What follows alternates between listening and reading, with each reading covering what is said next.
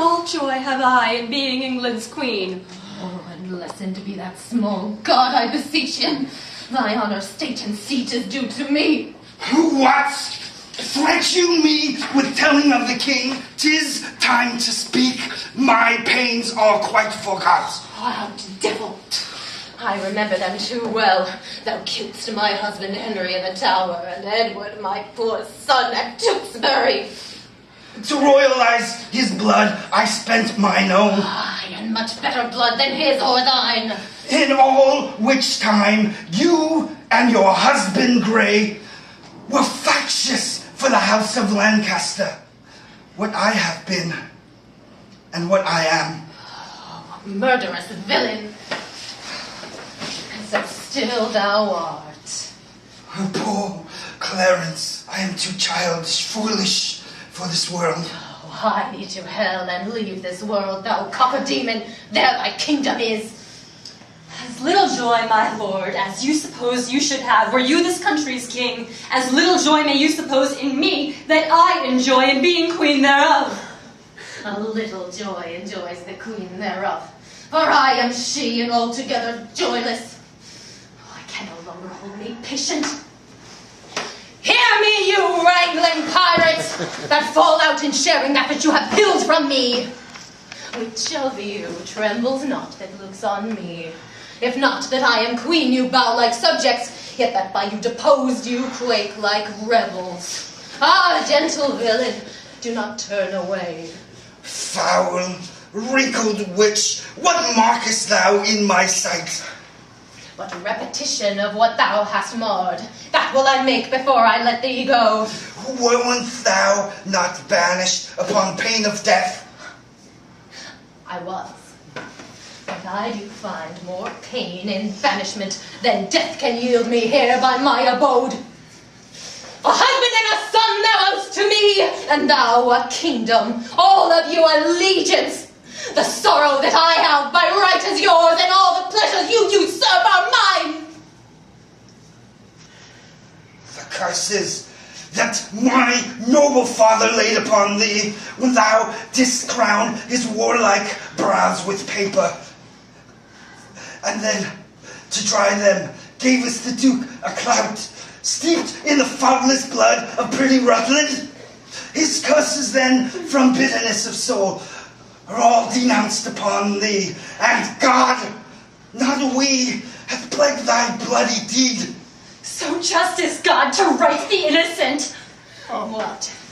Were you snarling all before I came, ready to catch each other by the throat, and turn you all your hatred now on me? Did York's dread curse prevail so much with heaven that Henry's death, my lovely Edward's death, their kingdom's loss, my woeful banishment, could all but answer for that peevish brat? Can curses pierce the clouds and enter heaven? Why then, give way, dull clouds, to my quick curses. Though not by war, by serpent die your king, as ours by murder to make him a king. Edward, thy son, that now is Prince of Wales, for Edward, my son, that was Prince of Wales, died in his youth by like untimely violence. Thyself a queen, for me that was a queen. Outlive thy glory, like my wretched self. Long mayst thou live to wail thy children's death, and see another as I see thee now, decked in thy rights as thou art stalled in mine.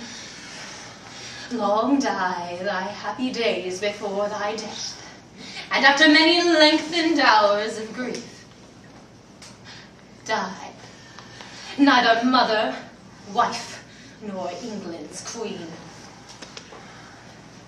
Rivers, you were a stander by when my son was stabbed with bloody daggers.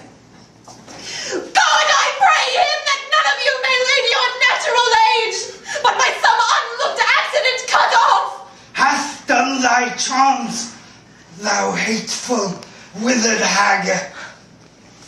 And leave out thee. Stay, dog, for thou shalt hear me. If heaven have any grievous plague in store, exceeding those that I can wish upon thee, let them keep it till thy sins be ripe, and then hurl down their indignation on thee, the troubler of the poor world's peace. The worm of conscience still gnaw thy soul. Thy friends suspect for traitors while thou livest, and take deep traitors for thy dearest friends.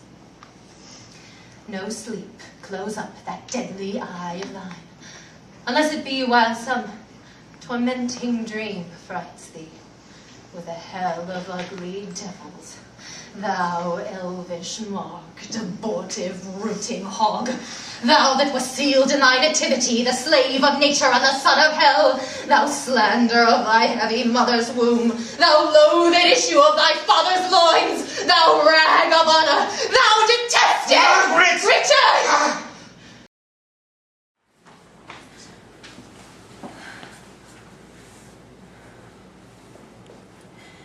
To my sick soul, as sin's true nature is, each toy seems prologue to some greater miss. So full of artless jealousy is guilt, it spills itself in fearing to be spilled. Where's the beauteous majesty of Denmark? How now, Ophelia? And the sandal shoon. Alas, sweet lady, what imports this song? Say you, Nay,